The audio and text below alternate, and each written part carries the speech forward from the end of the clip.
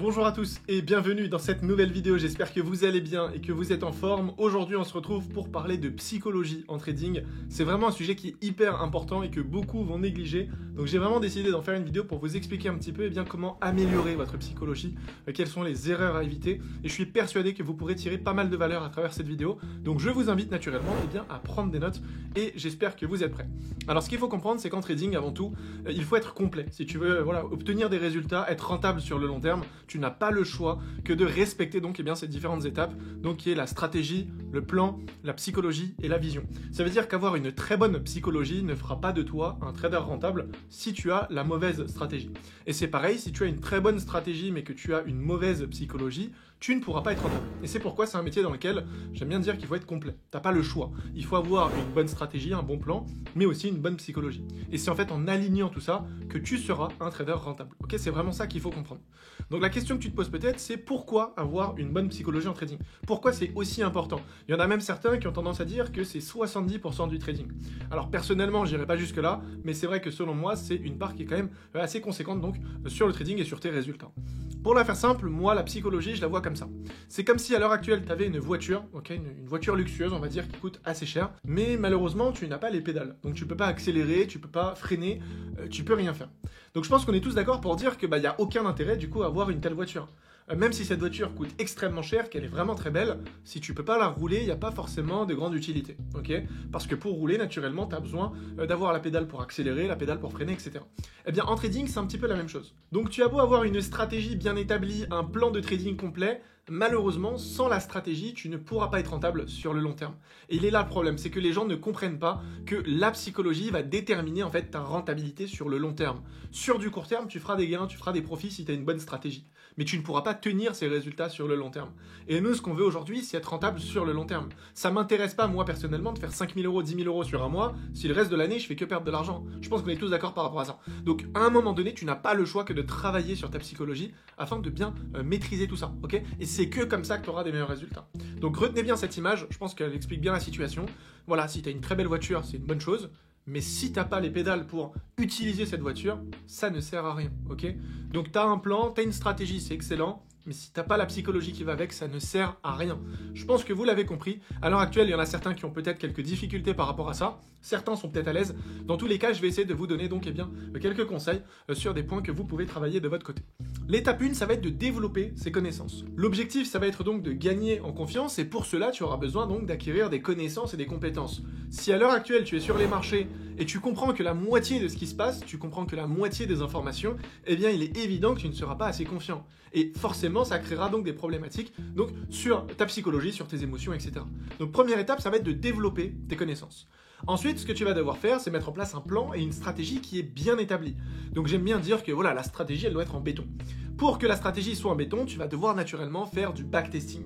Le backtesting, ça consiste en fait à tester ta stratégie et ton plan afin de gagner en confiance. Plus tu vas prendre des positions, plus tu seras sur les marchés et plus naturellement tu seras à l'aise à l'idée de trader, à prendre des positions.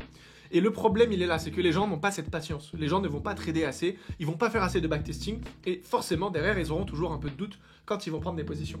Ton objectif, c'est vraiment de passer tellement de temps sur les marchés qu'à un moment donné, ça devient quelque chose de naturel. Moi, aujourd'hui, le trading, ça fait clairement partie de ma vie. C'est comme si le matin, voilà, tu te lèves, tu prends ton petit déj. Le trading, pour moi, c'est pareil. C'est comme ça et pas autrement. Et en fait, c'est ça que les gens ne comprennent pas. C'est qu'à un moment donné, si tu veux être à l'aise au niveau de ta psychologie, gérer tes émotions, c'est quelque chose que tu vas devoir faire encore et encore. Plus tu vas passer du temps sur les graphiques, plus tu vas passer du temps sur ta stratégie et plus tu seras à l'aise avec ça. Et c'est comme ça que ça fonctionne et pas autrement. Et il y en a beaucoup qui ne veulent pas l'admettre. Ensuite, l'étape 4, ça va être donc de trader sur un compte démo. Je vois beaucoup trop de personnes qui te disent que voilà, trader sur un compte démo, c'est pas recommandé parce que ça ne travaille pas ta psychologie. Je pense qu'on est d'accord par rapport à ça. Le problème, c'est que dans un premier temps, on ne veut pas travailler la psychologie. On veut travailler la confiance. Parce qu'en fait, c'est la confiance en vous qui vous permettra justement de garder un certain contrôle sur votre psychologie et vos émotions. Donc ce qu'on veut nous, dans un premier temps, c'est travailler cette confiance. Et pour travailler cette confiance, on va naturellement passer sur un compte démo et prendre un maximum de positions. Plus on va prendre des positions et plus on aura donc de la facilité à gérer ces positions. Que ce soit sur le management, que ce soit au niveau donc de notre stratégie, voir un peu ce qu'on peut améliorer, etc., etc. Ensuite, une fois qu'on va commencer à gagner en confiance, eh bien naturellement, on va pouvoir passer sur les marchés en réel. Une fois qu'on est passé en réel, ce qu'on va faire, c'est qu'on va directement réduire le risque. Donc si tu avais l'habitude de prendre 1%, 2% de risque par position, je te recommande moi directement de réduire ce risque. Tu peux par exemple prendre 0,5% par position. En réduisant ce risque, naturellement, tu auras plus de facilité à gérer tes émotions. Ensuite, ce que je te recommande, c'est de commencer avec un petit capital. Alors ça, il y en a beaucoup qui font l'erreur de commencer directement avec un capital assez conséquent pour gagner beaucoup d'argent rapidement. L'objectif, c'est pas de gagner de l'argent rapidement. L'objectif, c'est simplement de comprendre le processus. Parce qu'une fois que tu l'as compris, c'est à ce moment-là que tu pourras faire beaucoup d'argent rapidement. Mais avant ça, tu vas devoir faire les choses étape par étape. Donc même si aujourd'hui tu as les moyens financiers, ce que je te recommande, c'est de commencer avec un petit capital. Ensuite, ce que tu vas devoir faire, c'est mettre en place un journal de trading afin d'identifier correctement les différentes problématiques que tu vas pouvoir identifier. Alors le journal, selon moi, c'est vraiment quelque chose qui est indispensable. Donc pour la faire simple, c'est on va dire un bout de papier sur lequel tu vas noter donc tes entrées, tes sorties. Et grâce à ça, tu vas pouvoir améliorer donc ton trading et ta stratégie. Donc ici, je vous ai fait une petite illustration pour vous montrer un petit peu en quoi ça consiste. Donc on va partir du principe qu'on a un robinet, on vient de l'allumer, donc il y a de l'eau qui va commencer à circuler dans notre tuyau. Et en fait, ce qu'on va pouvoir nous identifier, c'est les différentes problématiques. Donc on va voir à quel moment ça va fuiter pour tout simplement pouvoir intervenir et régler donc les problématiques. Donc typiquement ici, on peut voir que le problème, il intervient entre la stratégie et le management. Et ça va être donc grâce au journal qu'on va pouvoir le comprendre. Et comme ça, on va pouvoir se focaliser sur ces problématiques afin donc de les travailler et donc régler le problème pour obtenir des meilleurs résultats. Ok, c'est pas plus compliqué. Ensuite, ce qu'il faut faire, c'est donc tout simplement prendre le temps à chaque fois de retester la stratégie donc avec du coup les éléments qu'on a changés. Si aujourd'hui tu avais mis en place une stratégie et un plan, quand tu vas devoir apporter des modifications, tu vas devoir repasser sur les marchés en démo et refaire une période de test sur du coup la problématique que tu as rencontrée. Tu vas pas rester sur les marchés en réel. Et ça, il y en a beaucoup qui font cette erreur. Si tu apportes un changement sur ta stratégie, tu te dois de revenir sur un compte démo. Parce que malheureusement, si tu es sur un compte réel et que tu enchaînes les pertes, c'est là que ça va impacter ta psychologie parce que tu vas prendre un coup. Et c'est très compliqué par la suite à rattraper. Quand tu vas commencer à rentrer dans une période de drawdown et que tu vas enchaîner les pertes, honnêtement derrière c'est compliqué de remonter la pente. Ok, donc ce que je te recommande, c'est de repasser sur un compte démo. Comme ça, tu auras plus de facilité. Et une fois que tu as mis du coup le système en place, tu pourras reprendre donc directement tout ça sur les marchés en réel. Maintenant, ce que tu dois comprendre, c'est que la psychologie, ça va surtout s'améliorer avec le temps.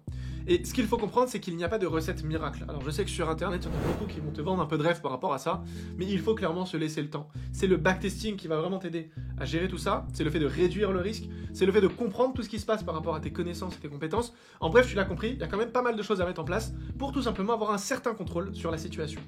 Donc maintenant que j'ai pu t'expliquer tout ça, je t'invite bien sûr à mettre tout ça en place de ton côté, à respecter ces différentes étapes, et je peux te garantir une chose, c'est que tes résultats vont littéralement exploser sur les marchés. Donc voilà les amis, je pense que j'ai pu faire le tour du sujet. Si vous avez des questions bien sûr, n'hésitez pas. Quant à moi, je vous retrouve très prochainement dans une nouvelle vidéo. D'ici là, prenez soin de vous. Ciao!